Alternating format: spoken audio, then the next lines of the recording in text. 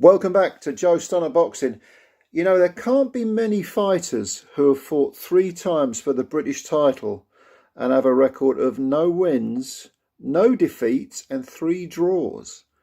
Has that ever been done before? Or is IJAZ Ahmed the first man to do it? Because earlier today, today being March 17th, 2023, Ahmed fought Marcel Braithwaite. This was at the Town Hall in Dudley, and it's a black country boxing promotion. Small hall stuff, but it was a terrific 12-round scrap, and it was a draw. And one of the judges had it, I think 117, 111 to Ahmed. That was Terry O'Connor. I've no idea what he was watching. I've absolutely no idea, because I made this a win for Braithwaite. I had it 116, 112. And one of the judges had it, I can't remember what the score was for the judge that had it for Braithwaite. And a third guy had it 114, 114. So a split draw, but poor old Ahmed, I mean, 3 fights he's had. And Braithwaite, a draw. His previous fight, he fought Kwesi Kademi, I think, is that how you pronounce it? Kademi is the guy's name. That was a split draw as well. That was for, by the way, this was for the British super-flyweight title. And then prior to that, back in 2021, he fought Kademi for the first time. He fought him twice, and that was a split draw as well. So poor old Ahmed, I mean, he can't get a break, can he? His record is now 10 wins, 2 defeats on points, and 3 draws. He's only got one knockout win. He lost over 10 rounds to Harvey Horn. That was back in 2019. And I think he lost. Did he lose to Brett Fido? In fact, I think Braithwaite lost to Brett. Braithwaite's fought Brett Fido twice. Brett Fido, if you don't know, is a very dangerous journeyman with a big losing record, but he does win sometimes. And he's got a few knockouts on his record as well. He's a real banana skin, waiting to happen for a lot of these prospects. And he won a 4-rounder against Ahmed, and I think he split a couple of fights over 6 rounds with Braithwaite. So, yeah, Ahmed's been in good company. You know, he just can't get over the line with his British super flyweight title, bloody thing. Braithwaite, he came in with 14 wins, 3 defeats, and no draws. But he's never scored a knockout, and he's never been knocked out. So every one of his fights has now gone the distance, all of them. And he had 2 back-to-back 12-round... one was a 12-round defeat. That was to Sonny Edwards for the British super flyweight title, which is what this was again. He lost, wide to Sonny.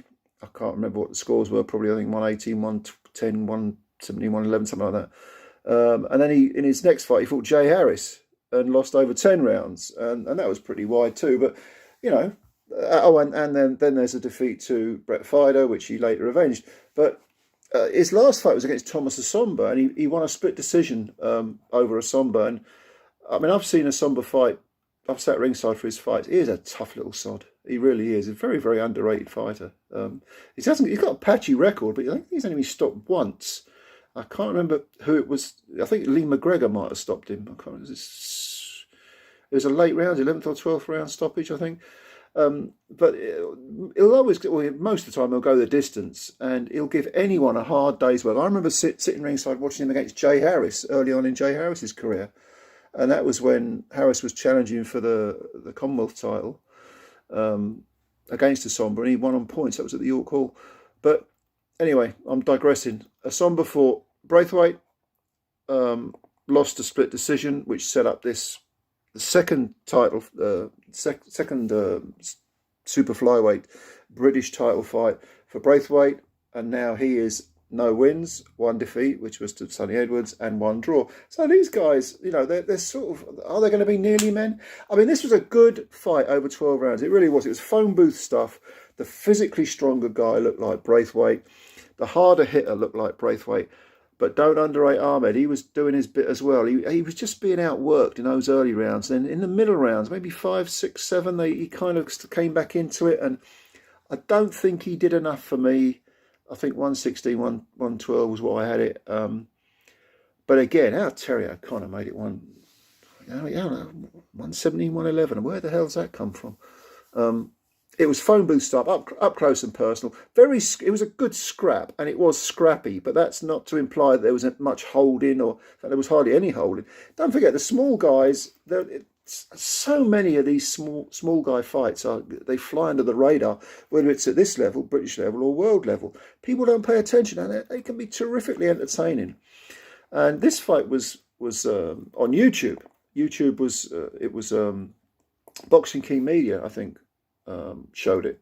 And it's terrific. It's terrific stuff. It was really, really good. And I despair when there were so many good lighter weight fights.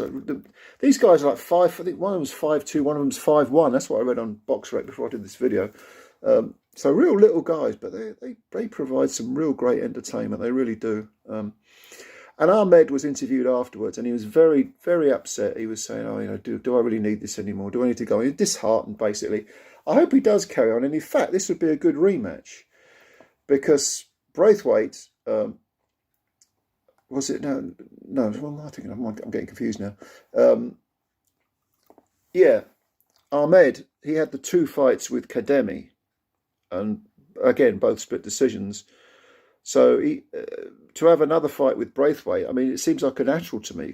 But put it on a bigger platform. Why aren't these guys on BT Sport or something?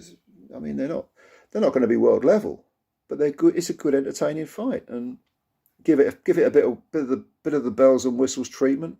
Pump it up a bit. Do what promoters used to do, which is promote, and you might end up with a few more bums on seats. But yeah, it was a good fight. It's on, like I say, go over to Boxing Key Media, have a look at it. Good scrap. Up close and personal for most of the time. Ahmed was physically outworked, I think, and the harder hands came from Braithwaite. At one point, in one of the rounds, maybe the 5th, I think it was, 6th, 7th, Braithwaite actually pushed Ahmed into the ropes. I mean, he's just really illustrating how physically stronger he was, and the referee didn't even bother warning him. And he landed some flush punches. But again, he's got no power. Neither has Ahmed, really. But yeah, have a look at it. It's a good fight. Anyway, I thought I'd do a little video on this because these guys need a bit of promotion. So watch the video. Watch the fight. Thanks for watching the video. Cheers for your time, as always. Subscribe if you're new, and like the video if you liked it. It helps the channel out, and we want to build the channel up. In the meantime, take care of yourselves. Bye for now.